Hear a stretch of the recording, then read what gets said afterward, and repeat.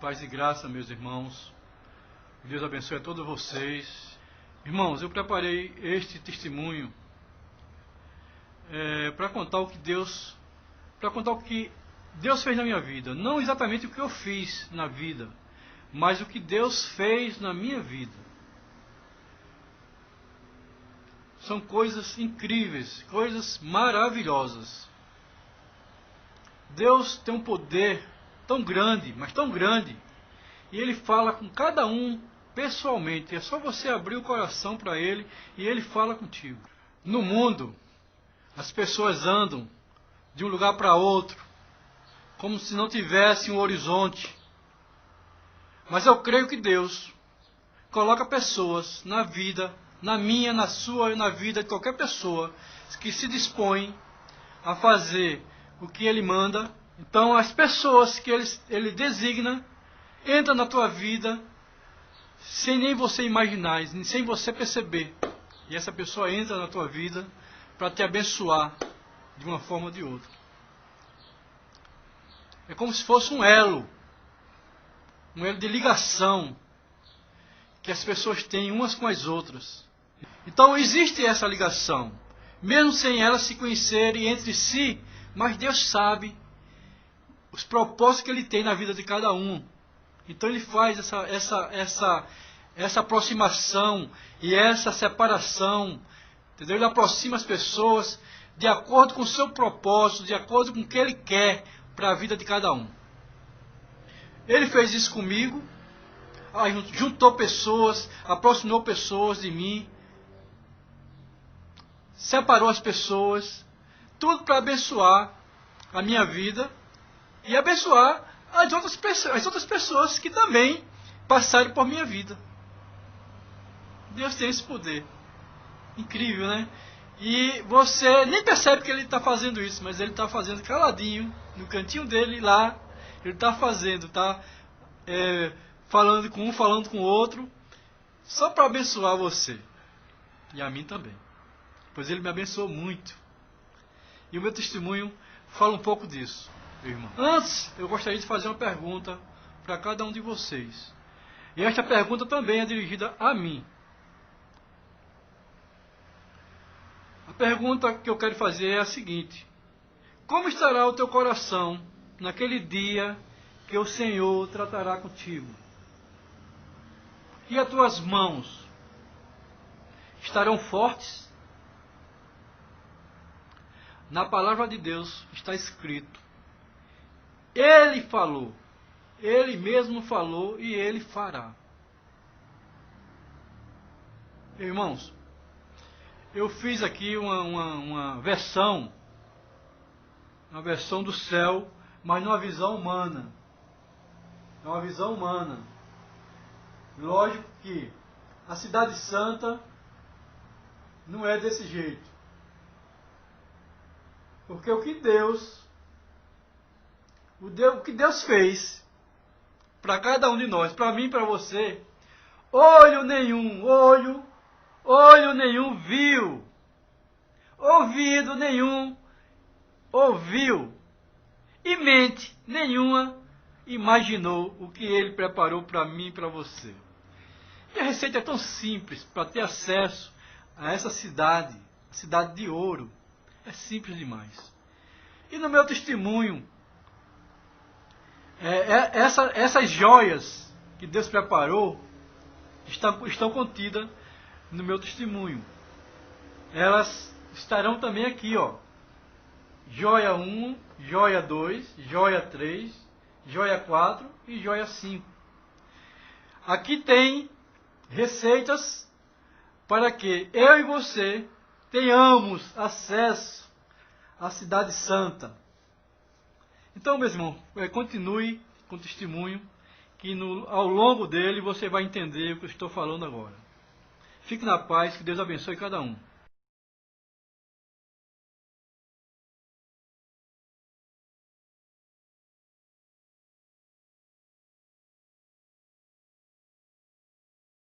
João Pessoa, 1976. Vivendo em um lar de procedência católica, nesta época o Ricardo ainda não conhecia Jesus Cristo. Ainda muito jovem, com apenas 16 anos, conheceu sua futura esposa, a Gislaine. Os dois se conheceram na Escola Técnica Federal da Paraíba. Depois de 4 anos casaram-se. Recém-casados foram morar no bairro dos Estados. O Ricardo trabalhava muito, para manter a casa e sua família, como também a prostituição. Bebida nunca foi problema, pois bebia muito pouco em relação aos amigos de noitadas. Mas em contrapartida, o cigarro era o amigo e companheiro de todos os momentos, tudo era regado a cigarro. Enquanto todos dormiam, o cigarro era o seu companheiro nas longas madrugadas de trabalho. Além dos trabalhos que o Ricardo fazia rotineiramente para compor a sua renda, ele era funcionário público locado na Secretaria de Educação. Na função de projetista, muitos dos projetos de muitas escolas do estado passaram por suas mãos. Ele gostava muito quando viajava para inspecionar as obras, pois as diárias que recebia eram um alívio para o seu bolso. No ano de 1982, o computador ainda não estava disseminado entre as pessoas. O Ricardo comprou um computador que o ajudou muito no aprendizado de computação gráfica. Chegou a desenvolver um programa para a fabricação de calçados. Gostava muito de informática, comprava todas as quartas o jornal A Folha de São Paulo só para ler o caderno de informática. Em um destes jornais, se deparou com um anúncio. A Folha de São Paulo está selecionando currículos de profissionais interessados em trabalhar como infografista design gráfico. O candidato deve ter amplo conhecimento da língua portuguesa, conhecimento de inglês ou outra língua para leitura e conversação, sólida formação universitária e cultural, experiência em jornalismo diário. É necessário o domínio do manual da redação da Folha. O processo de seleção inclui teste escrito e entrevista.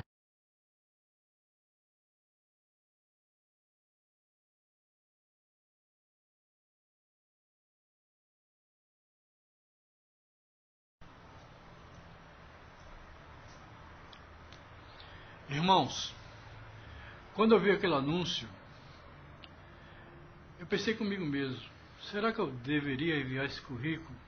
Será que eu teria alguma chance lá no meio daquele povo de São Paulo? Deixa isso pra lá, tá vendo que isso aí não vai dar em nada. Então eu fui para casa, chegando em casa eu fui fazer as minhas coisas e uma vozinha falando, manda o currículo, manda o currículo, manda o currículo. Eu preparei o currículo e mandei.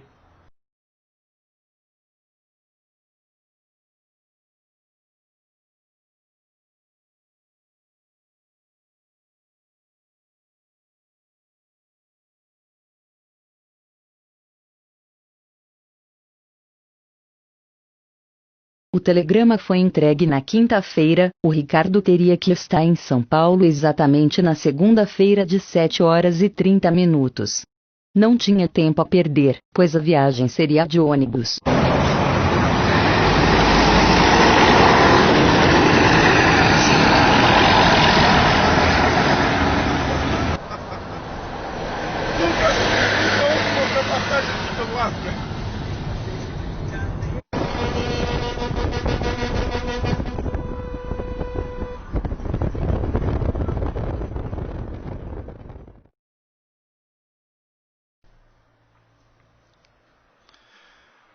Cheguei em São Paulo aproximadamente 6h30 da manhã.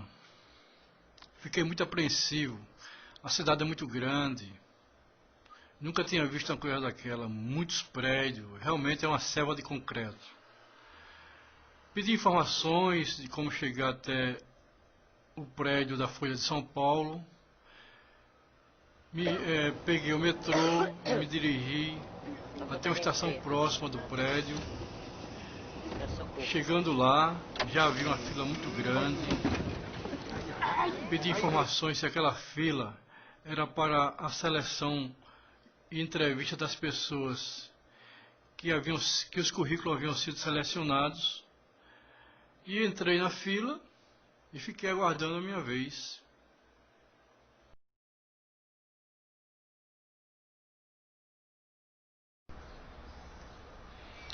Naquela fila, meus irmãos, eu fiquei ansiosamente esperando aproximadamente 1 hora. Chegou a minha vez e me convidaram para entrar na sala. Eu entrei, havia 4 pessoas e começaram a fazer as perguntas. Me perguntaram muita coisa a respeito do meu trabalho, o que eu fazia aqui em João Pessoa, como é que era, se eu gostava da cidade, se eu estava disposto, se eu fosse selecionado a vir de vez para São Paulo. Perguntaram muita coisa. Eu, sabendo das minhas limitações, a minha dicção não é muito boa, e eu me limitei a responder o essencial. As minhas respostas eram curtas e precisas, muito sintéticas. Quando acabou a reunião, eles pediram para aguardar em outra sala. Eu aguardei. Depois de um tempo eles voltaram e perguntaram se eu estava disposto a fazer ali mesmo, naquele momento, um teste prático. Aí eu, só se for agora. Aí eles me levaram para a redação do jornal.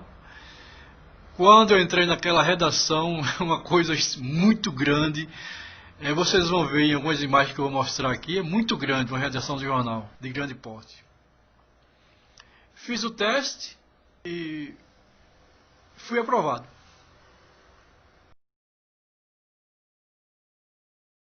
Depois de tudo resolvido, o Ricardo arrumou as malas e foi morar definitivamente em São Paulo. Passaram-se 3 meses e toda a sua família já estavam instalada naquela cidade, onde muitas coisas iriam acontecer.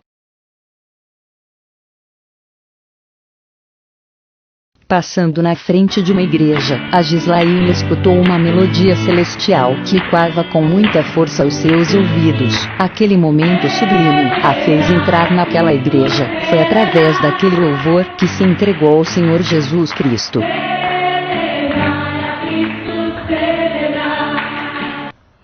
Pronto, a partir de então, a Gislaine, já convertida, recém-convertida, ela começou a me perseguir e pedindo com que eu fosse à igreja, que me entregasse a Deus, tal.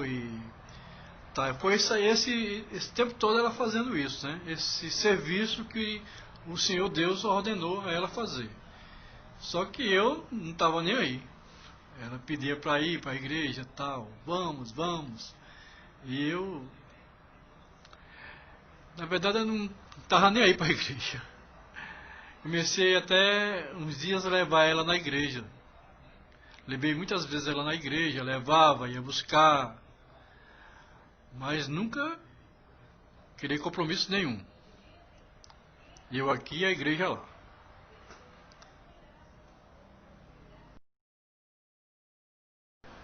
Nessas idas e vindas, de levando a Gislaine na igreja e indo buscar, uma vez eu parei meu carro em frente da igreja, fiquei esperando ela lá fora. E eu tive a vontade de falar com Deus naquele dia dentro do carro. Pedi a Ele que eu não conseguia fazer uma coisa, mas que se Ele fosse o Deus que todos falavam, Ele faria com que eu deixasse de fumar. Só isso. Pronto, naquele dia mesmo eu já não fumei mais, no outro dia também não, no outro também não, uma semana depois não, um mês depois não, e até hoje eu não fumo, já faz mais de 20 anos.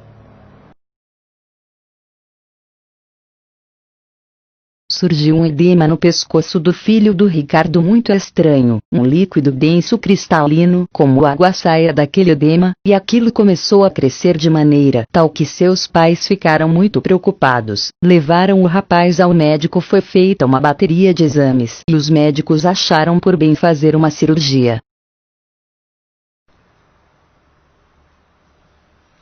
Foi feita a primeira cirurgia, fomos para casa. Depois de um mês aquilo começou a crescer outra vez, Voltamos mais uma vez ao médico. Mais uma vez o filho do Ricardo volta ao médico e passa por outra cirurgia. A primeira, os médicos rasparam profundamente o setor afetado para conter o avanço da enfermidade. Mas infelizmente aquele mal voltou, e voltou de maneira feroz, e mais uma vez voltamos ao médico. Aquilo estava parecendo replay, mas não era, aquilo era real. Pois bem, meus amigos e irmãos, diante dessa situação, nós levamos outra vez o nosso filho ao médico. Chegando lá, o médico falou que não havia como fazer outra cirurgia, que a medicina não tinha como fazer outra cirurgia. E eu olhei para a cara da minha esposa, semblante triste, de tristeza, e eu fiquei sem ação. E agora, o que fazer? Mas me lembrei daquele dia que Deus fez com que eu deixasse de fumar. E eu, com convicção, prometi para o meu filho: você vai ser curado hoje. Ora, quem sou eu para falar uma coisa dessa? Dizer que meu filho seria curado naquele dia. Mas a minha fé foi tão grande que eu, como desesperado, fui bater na Igreja Universal. Ele, eu e minha esposa. Chegando lá, havia o culto dos 70 pastores. E nós entramos debaixo daquele manto, um manto enorme. Pessoas segurando o manto, e nós passamos por baixo do manto. Quando chegamos no final do manto, nós sentamos na cadeira e ficamos ali aguardando a provisão divina. Pois bem, e a provisão veio. Simplesmente ela veio. Simplesmente aquilo lá estourou como se fosse mágica. Estourou, pá! E caiu aquela coisa no chão, melou ele todo aqui na camisa. Está minha esposa aí que não deixa mentir. É uma coisa incrível. Deus é maravilhoso. Deus é maravilhoso. Diante de todos os acontecimentos, o Ricardo começou a escutar um pouco o que sua esposa Gislaine pedia, e começou a ir na igreja com mais frequência. Chegou até se batizar, mas o compromisso fiel com Deus, ele ainda não tinha.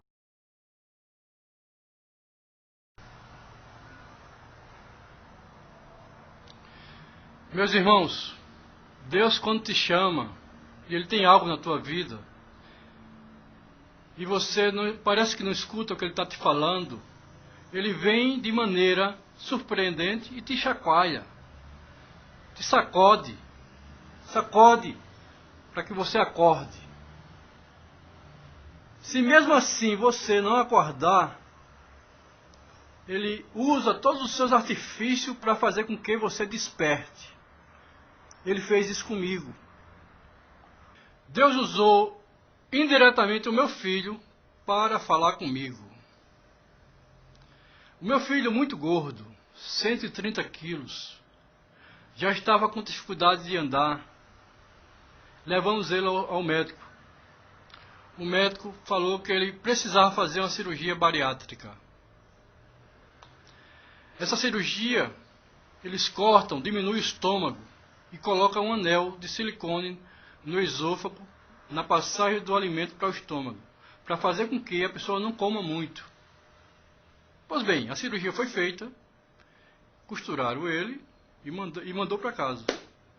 Em casa, na recuperação, ele já estava ficando magro, já estava se recuperando, já estava, tudo tranquilo. Só que os alimentos que ele comia passava muito pouco pelo anel. E chegou um momento que ele começou a vomitar. O alimento não passava mais. Começou a vomitar. Só passava líquido com muita dificuldade. Levamos ao médico outra vez. E eles puseram um balão inflável dentro do esôfago para fazer com que abrisse aquele balão e o anel abrisse também junto. Só que não deu certo. Tiveram que cortar outra vez em cima do primeiro corte. Abriram, tiraram o anel, rasparam toda aquela carne que estava em volta do anel, que é a carne que o organismo, por defesa do organismo, ele já cobre aquele anel ali, mas tiveram que cortar toda aquela carne do anel, e nesse corte de carne, tirando a raspagem, cortaram também a parede do estômago, ficou muito fina a parede do estômago. Costuraram de novo e mandou para casa. Fomos para casa, recuperação em casa. Meu filho já estava muito magro, debilitado. Já estava uma caveira, o que ele realmente queria. Estava querendo ser magro, então ficou magro. Realmente estava magro. Debilitadíssimo. Um dia nós estávamos conversando, meu filho tomando água, e de repente começou a sair água por aqui por fora. A água que estava entrando na boca estava saindo pela corte da cirurgia. Eu olhei aquilo e fiquei espantado. Aí, hospital. Chegamos no hospital, a terceira cirurgia. Só que o médico nos alertou para o pior. Falou, olha, ele tem pouca chance de sobreviver. O estado dele está muito precário. Os componentes que ele precisa para ficar em pé não existem no seu organismo. Então, é muito complicado a cirurgia. Mas vamos fazer. Cortaram de novo, a terceira cirurgia, em cima do segundo corte. Abriram. Fizeram as costuras lá do estômago. Fecharam. Meu filho, graças a Deus, não morreu. Sofreu bastante, comeu por uma sonda que eles colocam aqui, entendeu? Passou um tempão se recuperando, mas para honra e glória de Deus, ele se recuperou e está aí para contar a história. Sobrou apenas as cicatrizes, tem assim, assim, assim, parece um Zé do Zorro. E Deus continuava a fazer na vida do Ricardo. A sua esposa, orientada por Deus, continuava com os pedidos que ele se entregasse completamente a Deus. Por outro lado, Ricardo sabia do poder de Deus, confiava nele, mas do seu jeito, parecia aquele morno que Deus fala na sua palavra, lá em Apocalipse 13:16. Eu trabalhava na editoria de arte do jornal e fazia infográficos. Infográfico é um conjunto de elementos, como tabelas, textos, desenhos, fotografias, gráficos. Com esses elementos, o leitor não precisa ler a matéria propriamente dita para entender os fatos. Houve um corte de pessoal na Folha de São Paulo. E o Ricardo Falcão estava também nesta lista. Ele foi demitido. Mas por outro lado adquiriu muita experiência em relação à computação gráfica. Nesta época poucos eram pioneiros neste tipo de serviço no Brasil. Só a editora Abril possuía os computadores Macintosh. Como o povo judeu no deserto, só clamava a Deus nos momentos de aflição, comigo não foi diferente. E Deus fazia exatamente como ele havia previsto na sua palavra. Leiam Isaías 48:7.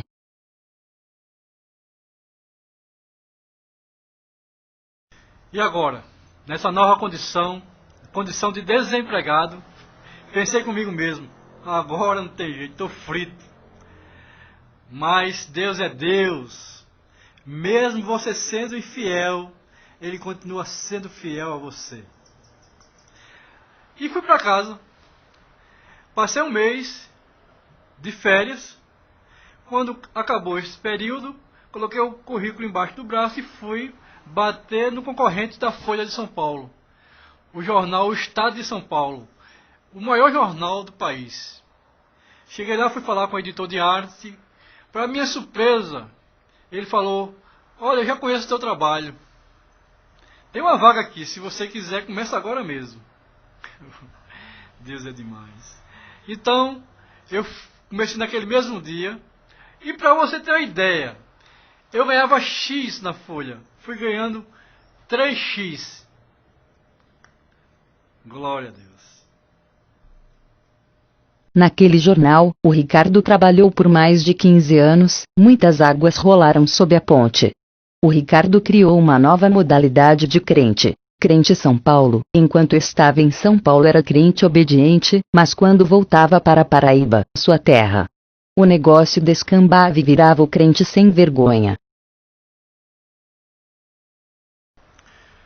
Durante muito tempo trabalhando no jornal, fiquei com problema no ombro. Eles me afastaram do jornal. Fazia experiências de 4 em 4 meses, depois passou para 6 em 6 meses. Depois eles me deram 2 anos de afastamento e nesse período eu vim para João Pessoa. O Giscar, filho do Ricardo, conheceu Aline, uma jovem integrante da Igreja Paz e Vida de São Paulo. Casaram-se, conceberam uma filha chamada Gabriele. Quando o Ricardo voltou para João Pessoa afastado do jornal, trouxe toda a sua família, inclusive o Giscar e Aline, pois todos moravam em um mesmo apartamento. Lembra que o Ricardo falou no início do testemunho que Deus coloca pessoas na vida de outras pessoas para abençoá-las? Pois bem, a Aline foi uma destas pessoas na vida do Ricardo. Antes do convite para fazer o encontro de casais, Satanás já sabia que iria perder o Ricardo, e começou a jogar pesado com ele. O Ricardo queria mudar muito de vida, pois gostaria de uma nova vida na presença de Jesus. Ele tinha em mente todos os fatos que Deus havia feito acontecer em sua vida, e em meio às controvérsias dos seus pensamentos, um dia sentiu a necessidade de falar com Deus. Então ele foi sozinho até o mar, mais precisamente no busto de Tamandaré. Ali ele entrou no mar, e começou uma caminhada em direção ao Hotel Tambaú. E nesta caminhada, iniciou uma conversa com Deus. Falava que gostaria muito de entregar-se verdadeiramente ao Senhor Jesus Cristo. Mas os desejos da carne eram mais fortes. E a conversa com Deus continuou. Neste momento, como milagre, chegaram em sua volta alguns peixinhos. Eles o seguiram fazendo literalmente uma espécie de escolta. Satanás sabe que o homem tem o poder do livre-arbítrio dado por Deus. E usou das suas astúcias. Preparou uma emboscada infalível para o Ricardo. Quando o Ricardo chegou atrás do Hotel Tambaú, avistou em sua frente uma jovem.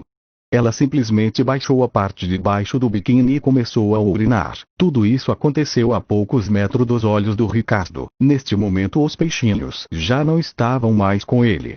Conclusão: para os bons entendedores, tudo foi consumado ali mesmo. Então, o Leandro, esposo da Aline, me convidou para fazer o encontro de casais. No primeiro momento eu não pude fazer, mas no segundo convite que ele me fez, eu fiz. Realmente foi uma bênção, transformou completamente a minha vida. O meu modo de pensar, o meu modo de ver as coisas, de enxergar Deus, foi uma coisa muito boa. E através do Leandro, eu conheci o pai dele, o Eugênio, que hoje está coordenando essa sala de oração. E através do Eugênio, eu conheci um outro grupo de pessoas, que é o Ministério Exército de Deus. É um grupo ao qual eu faço parte hoje. Esse grupo ele sai fazendo serenatas nas casas das pessoas, levando a palavra de Deus, vai em igrejas, vai em encontro de casais, faz encontro de casais, faz encontro de jovens. É uma bênção esse grupo. Os 2 anos que a perícia do Instituto de Previdência Social havia concedido ao Ricardo, serviu para aproximá-lo mais de Deus. Mas havia uma decisão a ser tomada: continuar fazendo a obra de Deus aqui em João Pessoa, ou voltar ao trabalho em São Paulo.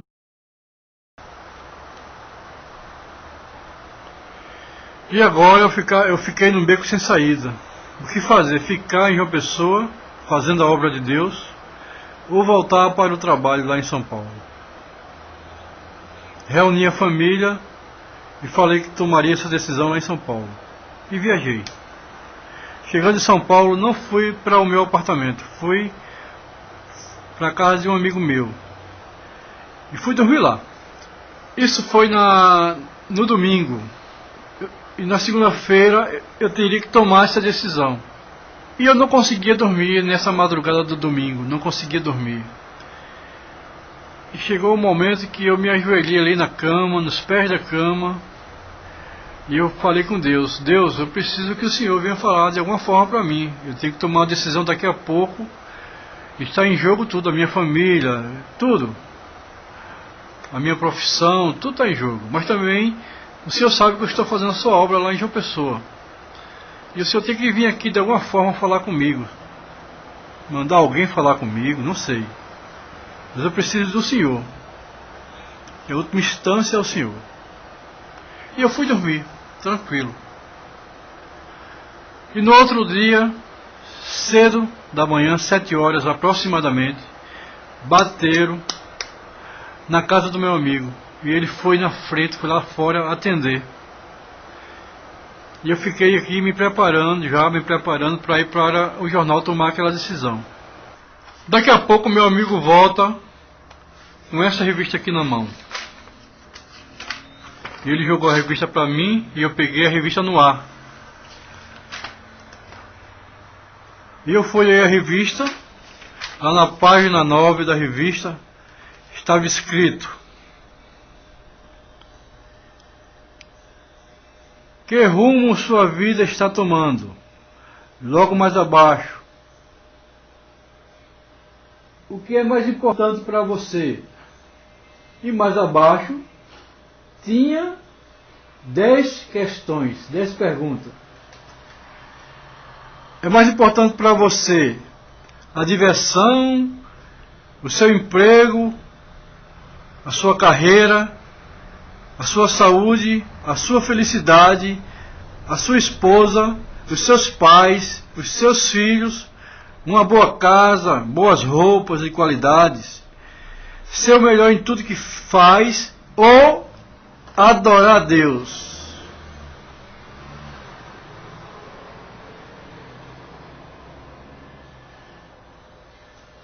Diante disso aqui, eu me lembrei da oração que eu tinha feito, os pedidos que eu tinha feito a Deus na madrugada anterior, e tomei a decisão ali mesmo. Já fui direto para o jornal, já fui para o DP, Departamento Pessoal, e lá eu pedi a demissão. Quando a pessoa pede demissão, não tem direito a nada. Eu tive direito a tudo. Glória a Deus. E voltei para João Pessoa.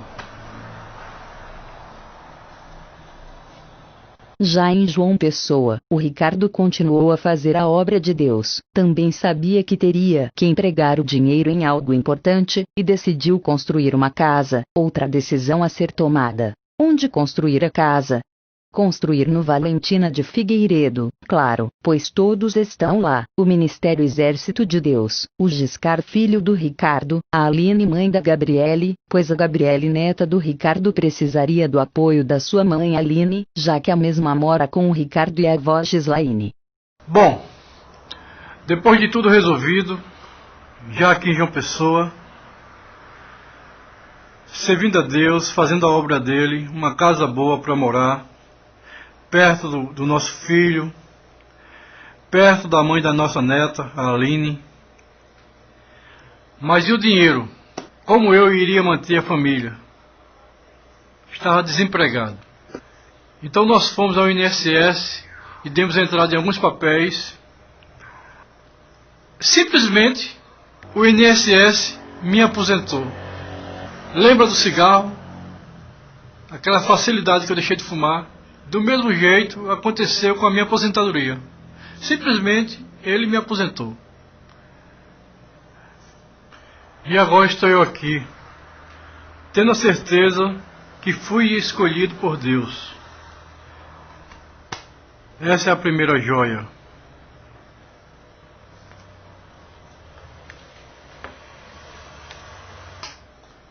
E a outra certeza é que eu faço o ídolo do Senhor. Esta é a segunda joia.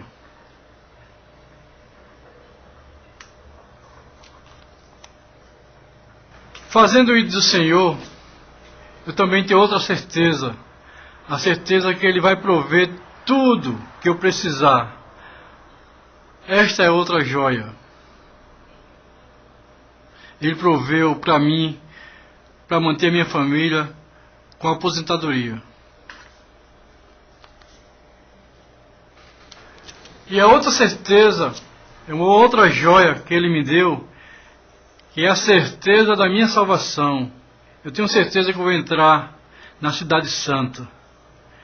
Esta é a outra joia.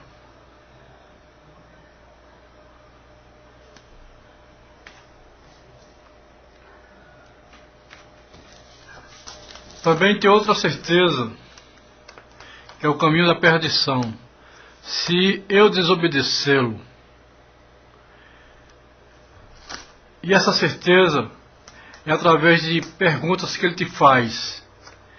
Também é uma joia.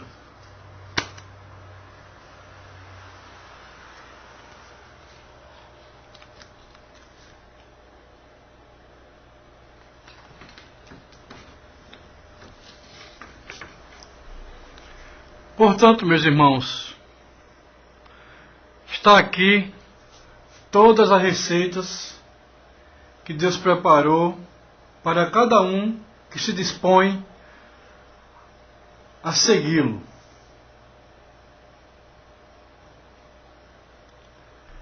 Fique na paz, Deus abençoe e até a próxima vez. Muito obrigado.